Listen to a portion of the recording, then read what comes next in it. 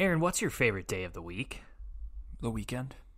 That's not a day. All the days. It's Friday, which that means it's another episode of Weekendology Podcast coming at you now.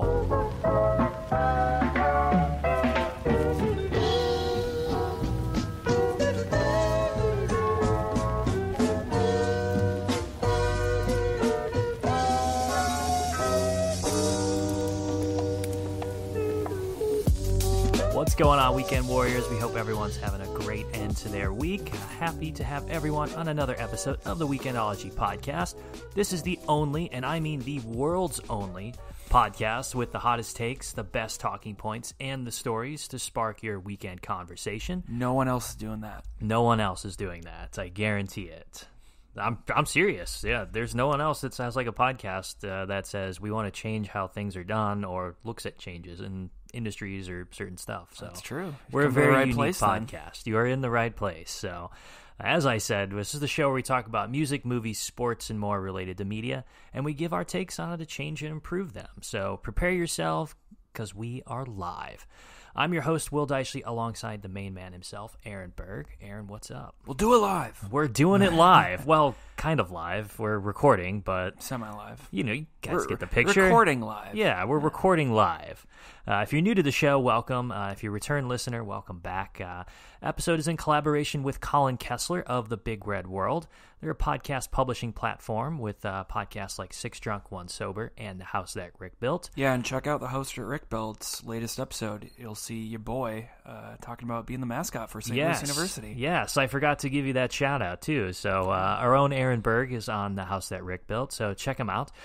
They can be found on Twitter at Big Red Social, and their website is bigredworld.org. I'm sure there's some real great points in there as you regale some of your previous Billiken days. And It was fun. It was funny though, because you don't realize how long that's been, and then when you start telling the stories and you're thinking, wow, these are like 7 years old or longer. Yeah. So, it seems like yesterday, but it's always fun to think about, and especially with sports not being on TV, it's fun to think about. Yeah, it's like day 16 without any sports going on, so people are going It was sad too, because today, as we record this, is supposed to be opening day for Major League Baseball. Dang, was it really? Yep. That seems kind of early just for like a normal opening day, like in March, though. I always thought it was like in April or... Yeah, it's always like the last week of March, usually. Wow. But, yeah, sadly. Well, RIP opening day, for real. Yeah, it's just one of the other casualties. It's added to the pile. So. It is what it is. It's also, I think, would it be the Sweet 16?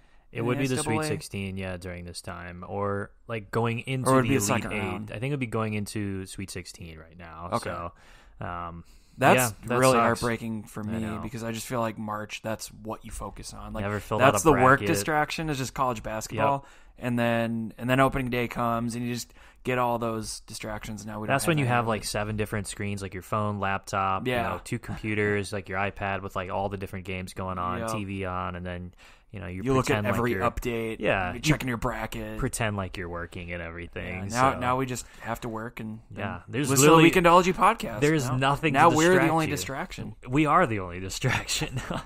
But yeah, be sure to go check us out on Twitter. We've got all the latest and greatest breaking news in the last couple weeks in music, media, and sports. We're at Weekendology Pod, and wherever you listen to podcasts as well. Yeah, shout out to Allie Rose for giving us a retweet the other day, by the way. Yes, that is probably our best performing episode that we've done, and I looked at the stats for that a week and a half ago. It's like in the thousands now or something. So yeah, now we're getting a lot of likes, and she's been giving us the retweets, so we got some exposure. So. We really appreciate it, Allie. So if you're listening to this episode, we can't thank you enough. But go check out our last episode where we talk about society's relationship with technology and our overdependence on it. Go check out the Allie Rose episode as well. We want to have all different kind of facets. You got time on your hands, just listen to them all. Yeah, just listen to them all. You've got nothing else to do, so might as well just throw it all on. It'd be funny too to listen to just like a different time. Like our first episode when the audio was like super echoey and everything. Yeah, or my mic was off. Yeah, your microphone was off. Talking across the room into mine. Oh, that was great. Or just like, when we could actually think about sports or have other things to good talk conversations. about. Well, Coronavirus. We're delving into the depths of our conversation topics to try and bring some great starters for you for this weekend. The world hasn't ended yet. El Apocalypto hasn't taken us down quite yet, Aaron. So what are you doing to stay busy during social distancing and self-quarantine? Man, I'm running out of ideas. I know. It's getting thin. I'm watching. I think I said this last week too. So apparently this is all I'm doing with my life, but. Watching a lot of UFC. Oh, and the 90 Day Fiance. Wow, watching a lot of those. A little bar rescue here and there. But yeah, just just working, acting like I'm working. Better not say that too much, or napping. The boss might be listening. So I don't think he's listening. I mean, hey, but same thing though. Like I've hit a lot of shows on Netflix, a lot of shows on Hulu. Are you a rerun sports guy? I see a lot of people on Twitter watching like old basketball games or whatever, and I can do that if I don't know the outcome. But if I know the outcome, I don't really want to. I don't really go back and watch old sports unless it's like a game that I know. Like I'm like, wow, that was such a great game. I have to watch it again. But it's just hard though. The drama's gone. It's the novelty effect is kind of worn off, and you're like, oh, I'm not gonna watch like ESPN Classic from a game from like 1970 or something. Isn't that weird though? Because how many times have you seen any Avengers movie? How many times have you seen that? Like 15, 20 times. Well, are you still doing Will was doing the watching all the Avengers? Yeah, movies I still orders. am. Yeah. So think about that though. Like you watch those a million times and it never gets old, or it gets better sometimes. Yeah, you rewatch those. Know. But sports, it's like. It fades. You can see really it once weird, and you're done.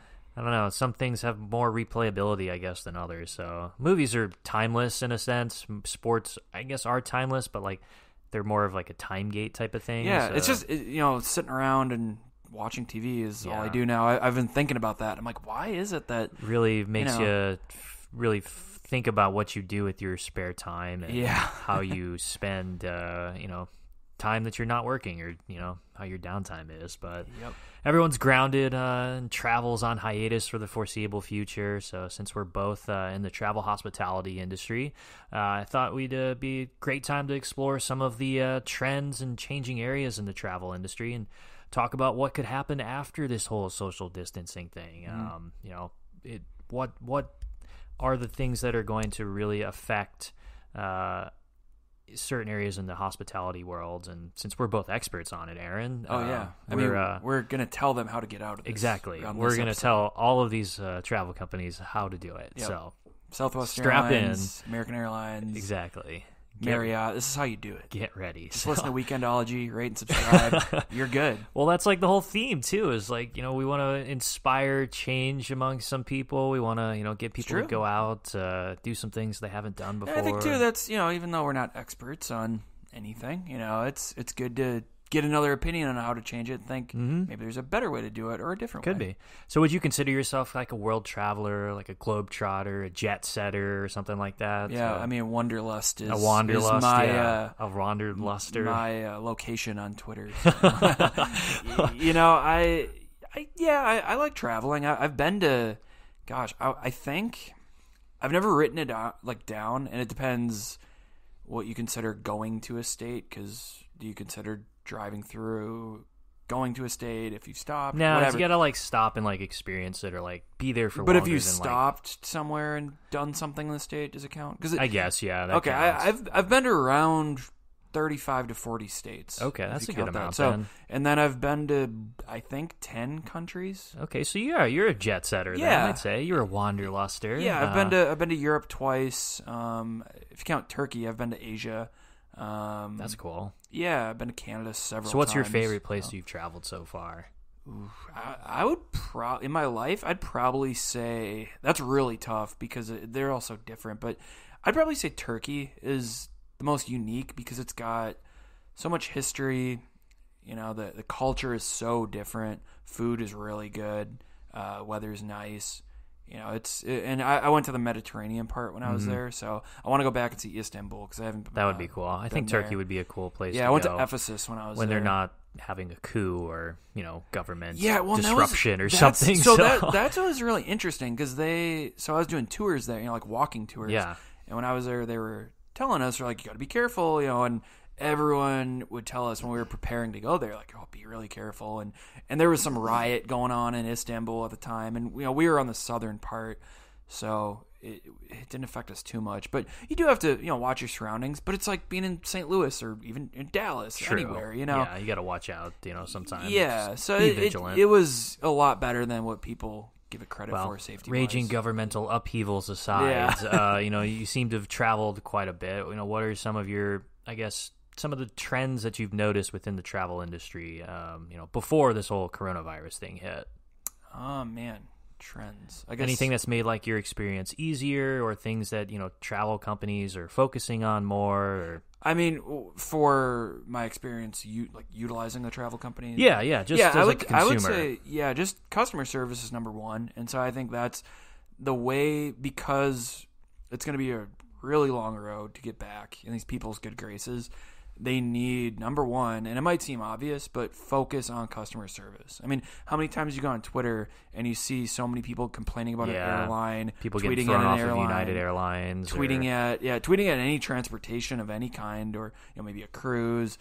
I think if they zero in on that and make sure, and that's never going to go away. I mean, there's always going to be screw ups. These are huge companies, and people are people, and a lot of times it's the people's fault, and they don't want to take blame. They just want to blame the company for it. Yeah. But I think just making sure your customer service is on point and better than ever will get people back in, and trust is a major issue. Because, see, like I notice a lot of things when I travel, and I keep up with a lot of the different trends and everything. So there's like different broad ranging concepts that I've noticed has increased travel or made it easier, or things that companies are now gravitating more towards.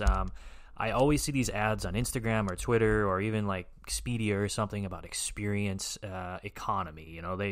Travelers want to be kind of dazzled in their trips. They don't want to have like the run-of-the-mill regular trip to Detroit or trip to Florida, or something like that. They really want to have like the full experience with it. So companies like Inspirato, or companies like I think it's actually called Wanderlust Travel.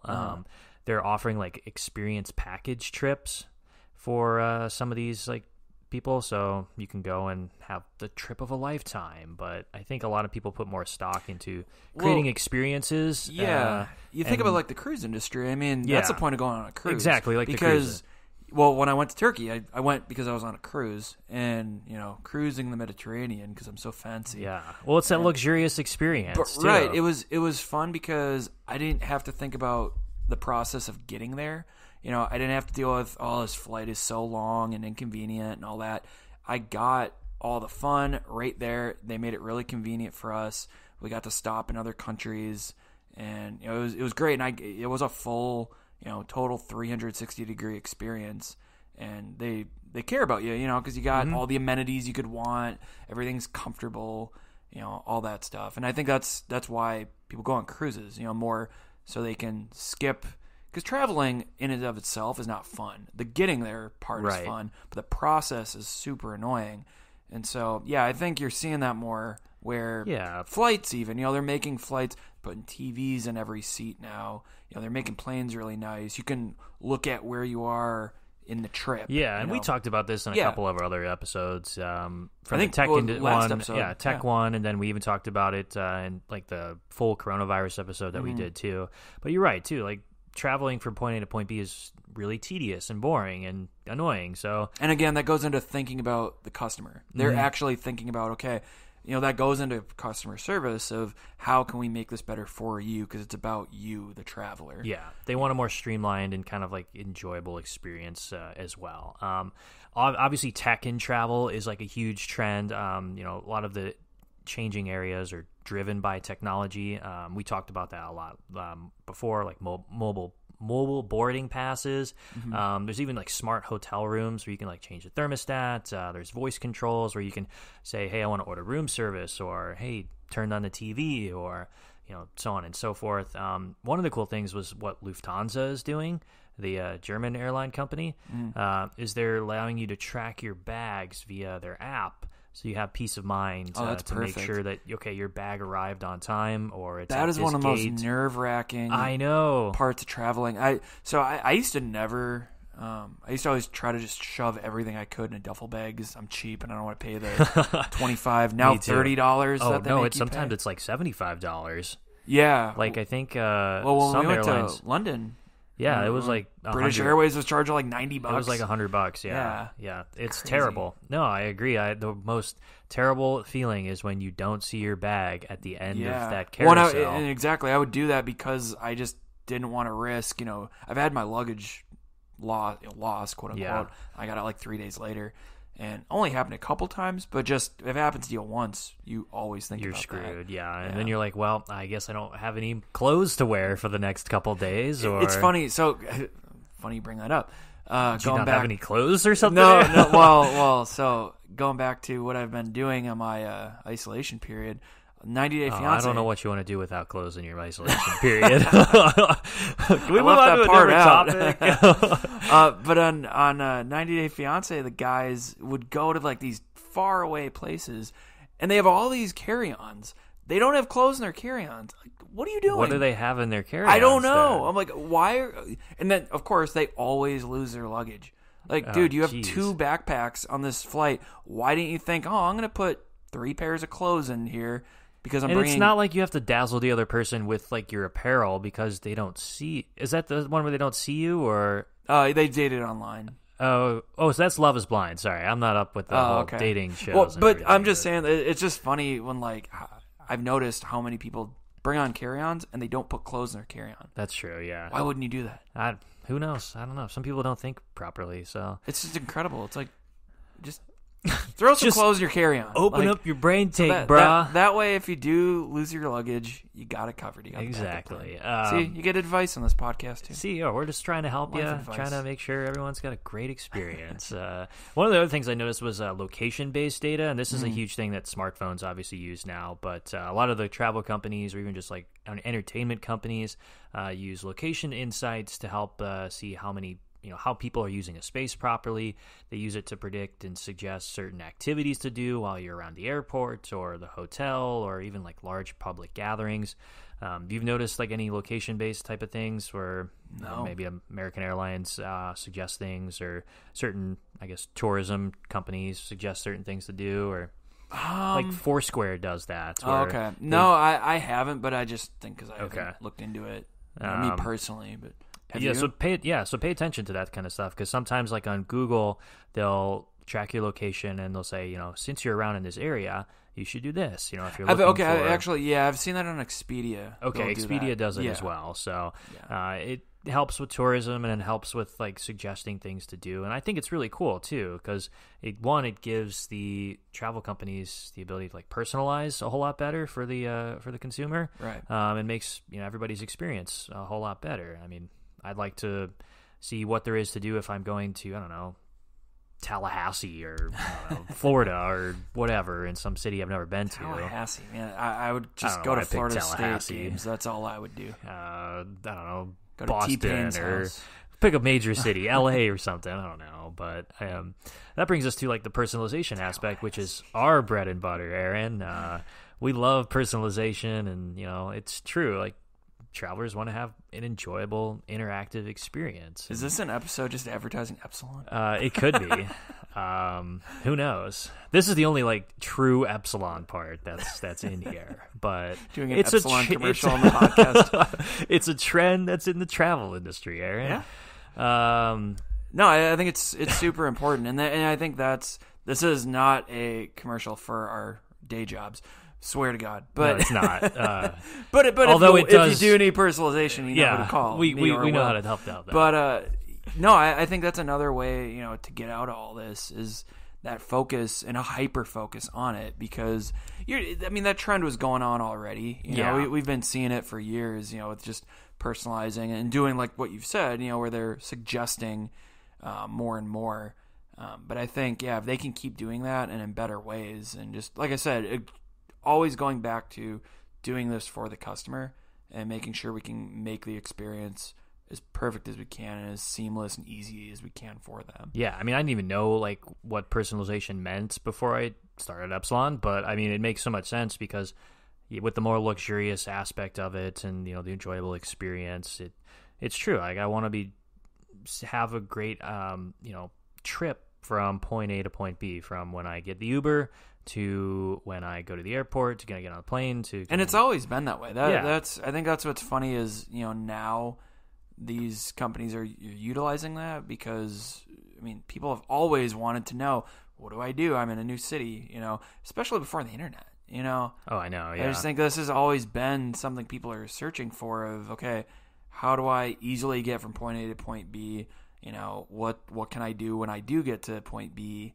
You know, how can I make this more convenient for me? Influenced by technology and stuff too. And I was thinking, I did some research into this, and like wearable devices are a huge trend within the industry itself. Obviously, you have Apple Watches that can help you skip the lines, or mobile boarding passes and stuff. But some, I guess, like hotels or even airlines are using RFID wristbands for tickets. So you just wear the wristband and you just go straight in through the line and scan it, and that's it. You don't even have to get like your boarding pass out through your phone, which I thought was really cool. So it's just last time I traveled, I didn't even need to show my boarding pass. I found that interesting. Just showed my ID. So like, I think you just have to like wear like a little wristband, and you know, you scan it like where you would usually hold your ticket, but that holds your ticket inside of it, so you're not. I think that's really super convenient as well, to not even have to get your phone out to put the ticket up to scan. You just scan your wrist and boom, you're gone. So doesn't have you wait in line for an hour while boarding. I'm so glad too, the days of, you know, you had to go up and juggle your boarding pass and your ID and God, I all hate your that. bags. Like the paper version of it, and I'm like, oh, it's all crumpled up. Oh, I lost it or something, and then you're just screwed trying to. Yeah, and your hands are full, and you're trying to put everything back, and then when you're trying to, then you're rushed into the security line, and you got to put your ID back in your wallet so you don't lose that, and try to make sure you don't lose your boarding pass. It's all about making it easier for people, right? And quicker too. And quicker, it benefits them too. Right. Unfortunately, the whole coronavirus thing is causing travel and hospitality for a little bit of a downturn. There's no industry that's been more affected by this than travel hospitality. So the industry is seeing huge global declines on a massive scale, from the airlines to resorts to cruises and hotels. There's millions of layoffs that are expected to happen. You know, businesses are freezing all their hiring, their marketing budgets, they're closing certain locations. So it's not good. So we wanted to talk about some changes that might happen. It's not great. So like, what's going to happen after coronavirus? You know, when it's kind of under control, it's not such a huge widespread pandemic type of thing. What are the changes that are going to happen after this then? So it's totally spitballing it. What are some major things that come to your mind first? Well, first, I thought this could be a good Hotels.com commercial with Captain Obvious and just saying, it's not good. Coronavirus. It's really not good. But thanks, Captain Obvious. No, I think, you know, it's going to be a really long road. And, I mean, like I said before, you know, I think it's going to take some time just to get over this initial shock, because I still feel like people are in a state of, they still don't know what to do.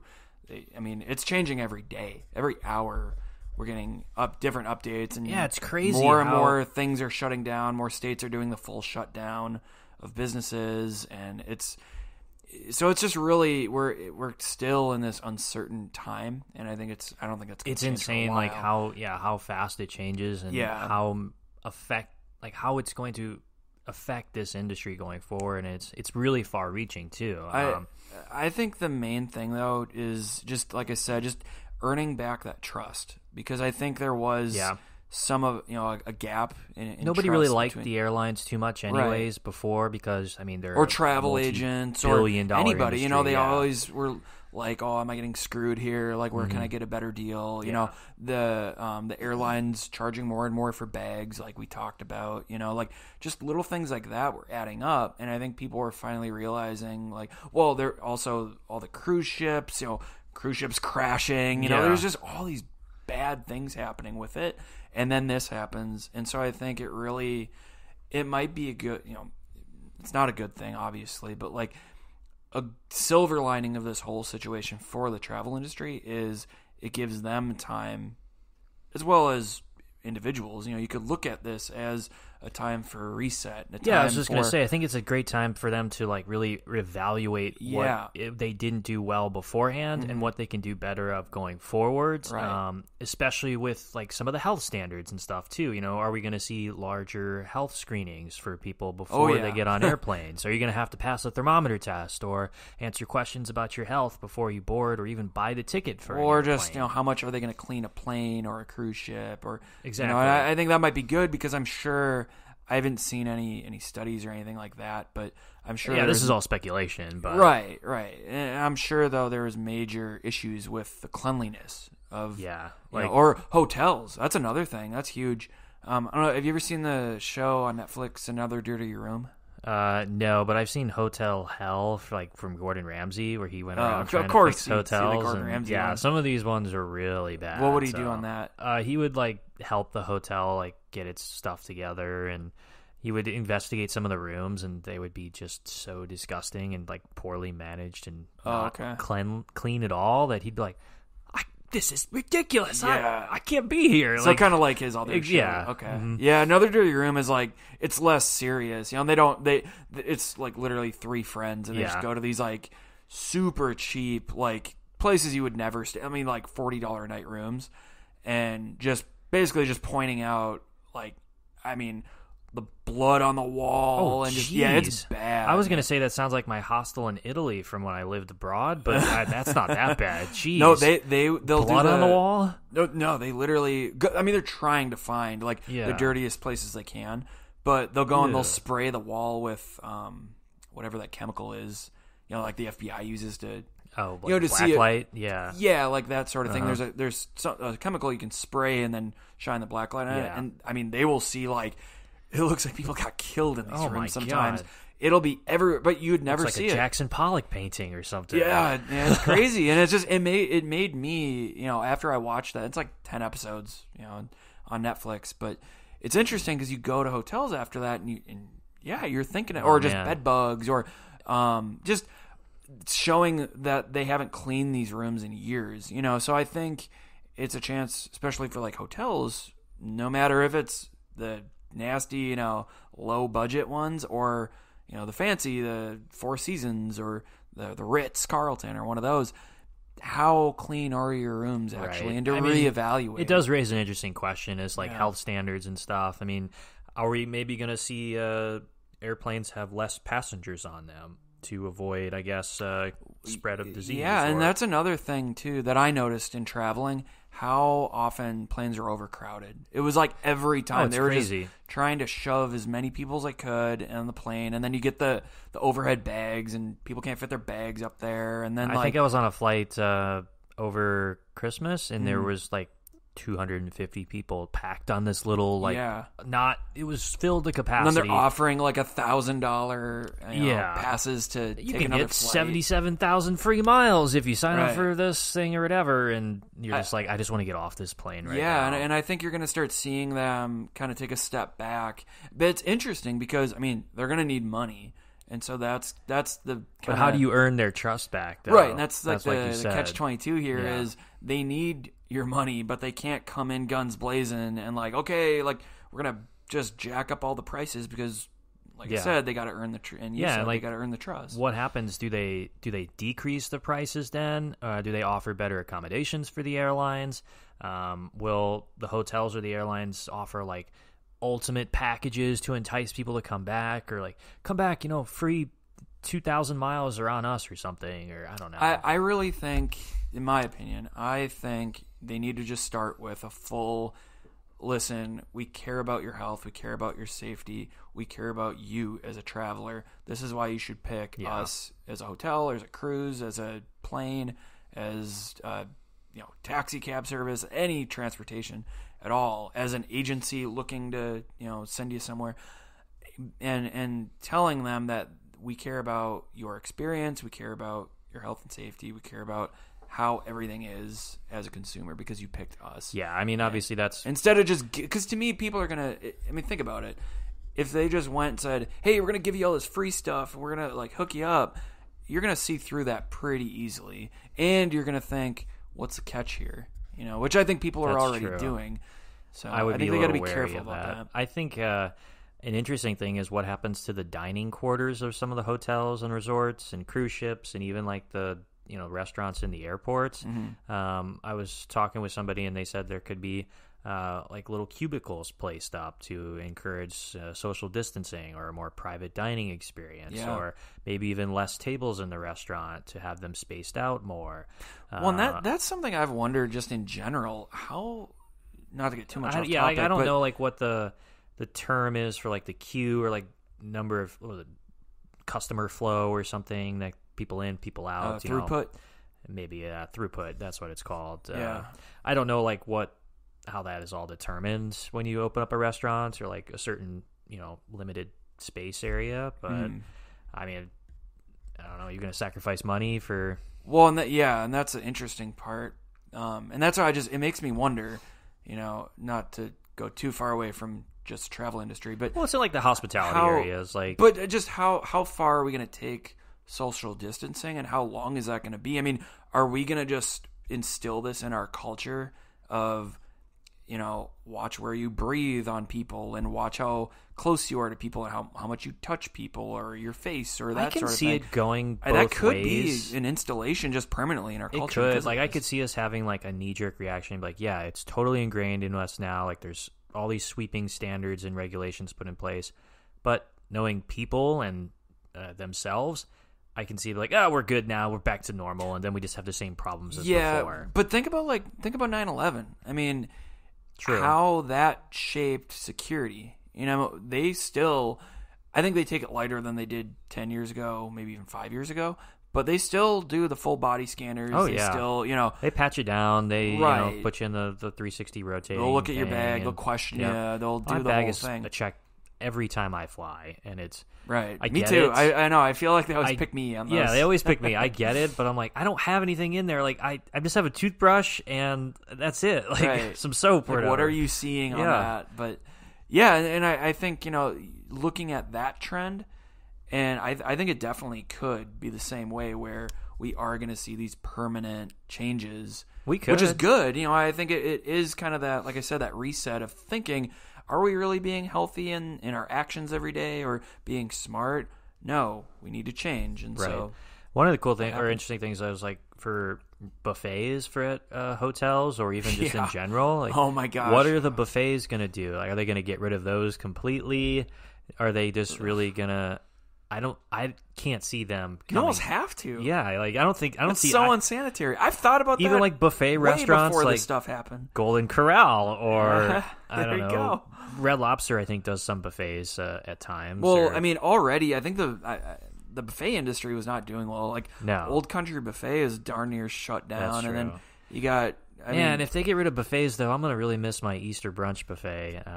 Back in St. Louis. At the Country Club. La-dee-dee. They had the best brunch buffet of all time, though. Do they have the guy in the chef's hat making omelets? Yes. Oh, I love and that. they give you like prime rib and like salmon. I love when you go somewhere and they got there's the guy in the chef's hat making omelets. The best omelets. What about like the Fogo de Chao restaurants where they bring the food around to everybody? Yeah, that's a good point too. They could get rid of that as well. Salad stations could go away. Mm. Like these are things that these restaurants and resorts and hotels have to think about because that's like a big thing, like free complimentary breakfast at Holiday Inn or I don't know, a Hilton or whatever. Like that's a huge draw for people as to why they go to a certain hotel chain.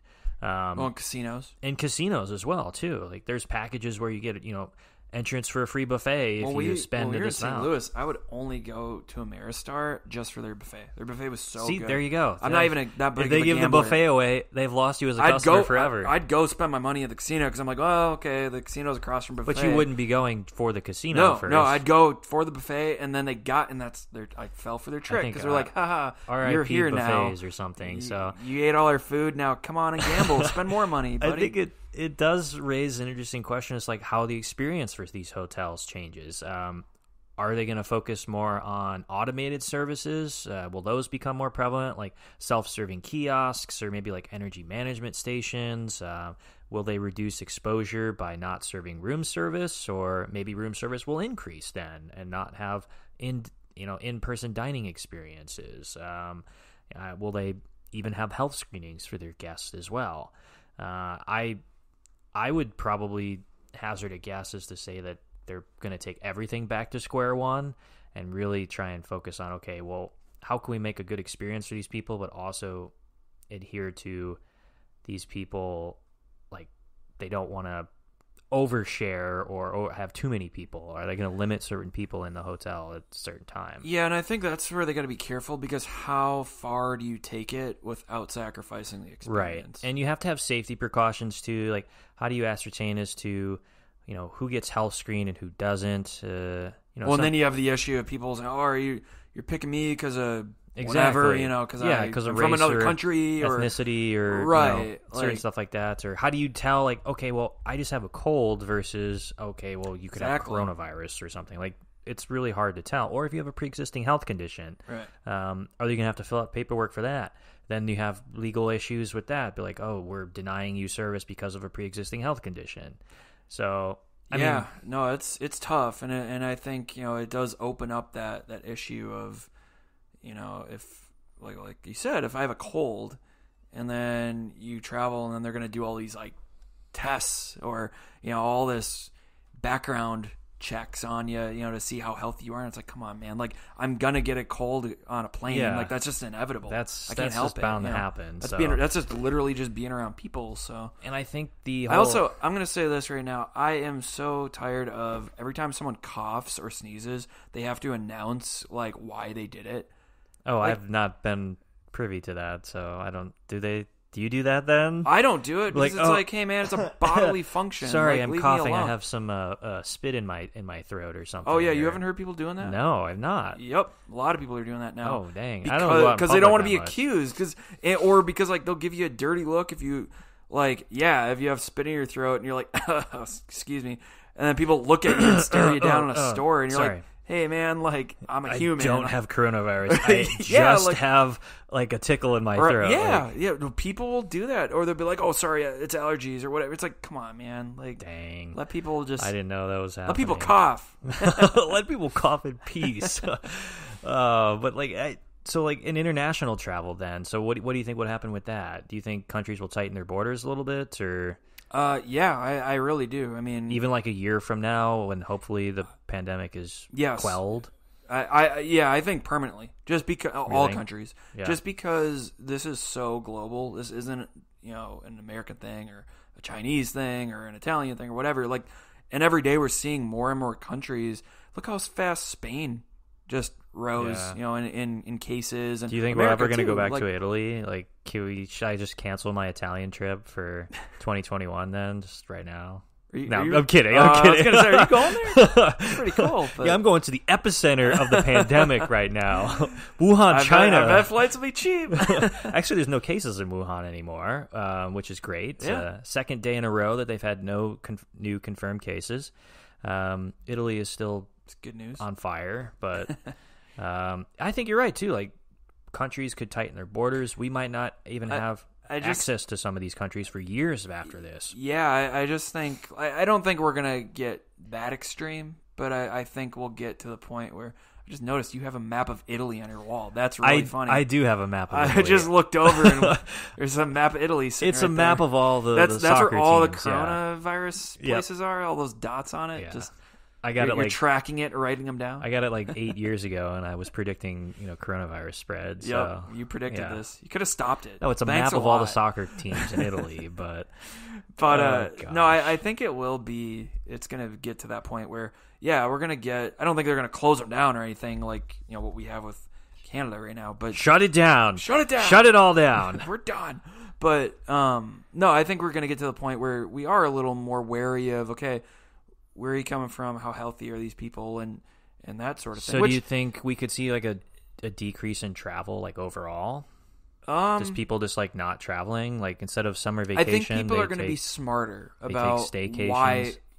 Yeah, I mean, I think it's going to get back to there's going to be a new normal though, for sure. I don't think we're ever going to get back to what we had, like a couple years ago, where people just willy-nilly were booking flights all over the world because it's easier, and technology, like we talked about, has made it easier. But I think people are just going to put more thought into, where am I going? Why am I going there? What shots do I need? What precautions do I, kind of like when people go to Africa or South America, and they're looking at, okay, they have these dangers or these precautions I need to take. I know I can't drink the malaria water shots or whatever, certain things like that. I think you're going to see that no matter where someone goes, even if in America, domestically, if you go state to state, I think you're going to see more of that. People just using, which I think is great. I think it's really good. Don't be paranoid about where you're going, because travel, go where you need to go. There's risks all over the place. Exactly. But I think it's good, though, to be smarter and to just take a little more of a look into, okay, why am I going here? Okay, I'm still going to go there, but what do I need to do now to be safe? I don't think we're ever going to get back to what we were before this. And we shouldn't, because you don't want history to repeat itself. No, you can't. And, history is doomed by those who fail to learn from their mistakes or something. So it's literally, like I said, like with 9/11, it's a totally different tragedy there. But, like, it would be like if in 2008 we were just like, we're good now. We don't need to do these body scanners, and we don't need to do, like, all these pat downs and or whatever. It's not like coronavirus is truly ever going to go away. Right. I mean, we thought there's going to be something else. Yeah, like too. Ebola came back. There was some issues of like measles coming back as well. So like this virus is going to come back, whether it be 10, 15, 20, 30 years from now. It's still going to make its rounds in some smaller capacity. So I don't think we're never going to get back to where we were before. A lot of the things in the travel is, like you said, are going to be more focused on health and safety, but also hopefully increasing the experience of the travel, so then it entices people to still do it. But the damage control is going to be huge after this is all said and done. I read somewhere that there could be as many as 10 million furloughed. Is that how you say it? Furloughed, yeah. Yeah, we were talking about that word yesterday. We were, furloughed employees that need to be rehired after this is all done. But that 10 million people, and businesses are really going to struggle to do that, especially since they've posted record lows and their stock prices are dropping and they have no income coming in. I think the hotel industry is really going to have to take it back to the ground level and focus on certain standards and precautions. And we're really going to see maybe like health supplies or demand for health jobs or nursing or doctors or certain epidemiologists maybe increase going forward. Well, and I think too the trends of like Airbnb or there's other companies like that where you're just staying in someone else's house. I forgot about Airbnb. Yeah, I'm not comfortable doing an Airbnb anytime soon. So I mean, who is? I know. Like, look, when we were in Manchester, that lady's house was disgusting. That was bad. It was so dirty, and it's like, you look at that, and that was an extreme case for us. That's true. But that was the blood on the walls. I feel like and everywhere we everything. stayed in Europe on that trip. Will and I went on a 12-day trip to Europe. The Amsterdam place wasn't too bad. It felt dirtier the Spain than what I'm place was probably to. the best. Like that was like almost like a real hotel. In Ibiza? Yeah, in Ibiza. Yeah, so we went to... except it had no air conditioning, which was tough. Right? That was brutal. So it had like nothing in it. No. We went to Amsterdam, Ibiza, London, and Manchester. Yeah. The London one wasn't terrible either. It was fine. It was just in like some dude's like hood though. It was, yeah. It was like homeless people walking around. It was kind of a sketchy area. Yeah, so. It was interesting. But yeah, Airbnbs are probably gonna tank after this. Like if hotels are and questionable cleanliness, like it's interesting because I feel like the good thing for hotels was they were losing so much business because it was becoming trendy, and people were saving a lot of money in a lot of cases staying in Airbnbs over hotels.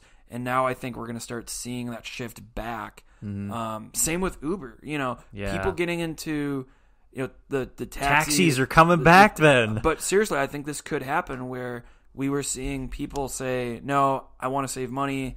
Screw the taxis." I said it myself. I hate taxi companies. They'll just leave you in East St. Louis and not pick you up. Yeah, it happened to me several times. But do you think about it now? Will you just get into someone's car? Like, you're going to think twice about that at least. Well, taxis are kind of the same as, like, Ubers, though. But the taxi cab companies, I'm not saying they will, but they can take this opportunity and say, look how much, we can make all our cars uniformly cleaned. True. Where professionally. And come out and say, look how this is what we're doing exactly to clean our cars and make sure you're safe and we care about you and blah, blah, blah, blah, blah. Whereas in Uber, like, they're all independent contractors. So you're depending on, hope you keep your car clean, and some people might. That's some people true. Might not. Well, I think we're at a global shift of what's going to happen in the next couple of years, from travel, hospitality, even restaurants and dining areas as well. So nothing is ever going to be the same. It's going to be interesting to kind of see where we go from this. I'm eager to see what comes out of it, not because of what's happening for it, though, but I'd like to see how we react to this as a nation and as, I guess, human beings. Yeah. And really see, like, what we're going to do to try and stop the spread of this. It's amazing because, like I said before, when we talked about this on our previous episodes, I did not think this would be this huge deal, and this is now. Trains left the station. It's too late to go back. This is this is in history books now. You have to talk about this. Mm-hmm. And I think this is going to be not just 2020. This is going to be an era. This is going to be a part of our generation and Gen Z. And we'll tell our whole kids, deal. like, back in 2020, the decade didn't start off so great. Yeah, man, you had to wear a mask everywhere. Kobe Bryant died, and coronavirus world Right? pandemic. What a weird way to kick off the decade. It sucks, but maybe he was keeping us healthy back then. Maybe you also have a Kobe magazine. Right? Wow, look at all that. I do have a Kobe magazine. You just have so this is how we decide what we're going to talk about. See, it's a world traveler's room when you come in here to the Deitschle Studios. But if you like what you talked about in this episode and want to continue the conversation afterwards, hit us up on Twitter, on YouTube, and every other social media. Let us know your thoughts. What's the future of the travel hospitality industry? What's going to happen? Tweet us on Twitter at Weekendology Pod or on YouTube at Weekendology Podcast. If you got any ideas that you want us to cover in our next episodes, let us know. Yeah, not related to coronavirus. We have that covered. Yeah. We're fine. I think we we're good those on ideas that, down so. pat. We just had to do this episode just because we're in the travel area, and I think it is such a globally impacting type of topic to talk about. Well, and I can't go on Twitter and see something that's not related to coronavirus in some way, true. shape, or form. So if we're you keeping as up with the listeners times, know something that has nothing to do with that, please send it to us and we'll throw it in the list. Exactly. We got nothing. You can check out our last episode on Apple Podcasts where we talk about coronavirus and how it's influencing the world. And definitely check it out. Yeah, definitely check it out. It's also fun to compare week to week. It is because it's constantly updating. Yeah, this podcast probably won't be relevant in 3 weeks or something. So something else will change. But check us out. We're on Weekendology Pod. Check out the Big Red World too. They're on Twitter at Big Red Social, and their website is bigredworld.org. We're on Apple Podcasts. We're on Spotify and iHeartRadio. We've got new episodes every Friday. So until then, we'll see you guys next time.